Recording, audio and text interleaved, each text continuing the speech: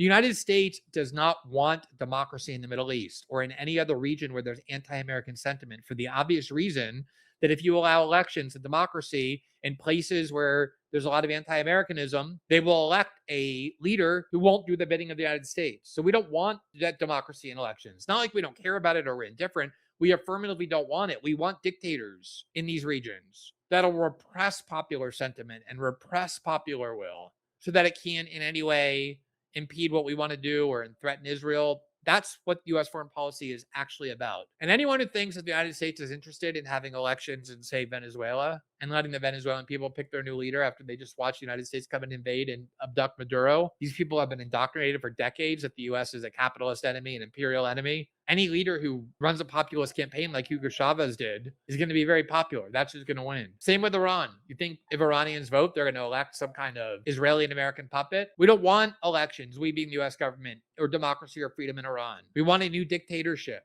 And again, if you're willing to be honest and say, yes, that's what we're doing, and I think that's a good thing, okay, I don't have a quibble with you about the honesty of it. I can argue about the policy. I actually think it's extremely harmful and detrimental to the United States to run around overthrowing governments and implanting dictatorships. I don't know how many times we have to see the proof of that, but at least we can have a good faith argument because you're saying what you really believe. Those of you who are saying that you support this because the Iranian people are yearning to be free and they're going to be free and we're going to help them. This is such an obvious fairy tale, contradicted by everything the United States government does, everything it has done, everything it says. And while we all want to believe in fairy tales, we all want heroes, we all root for the good guys in Marvel films, that isn't the role of the United States in the world. It hasn't been for forever, really, but certainly since the end of World War II. And if you want to support US bombing Iran, just don't say that it's because you want the Iranians to be free or the government of the United States wants to be free. That has nothing to do with anything that's happening.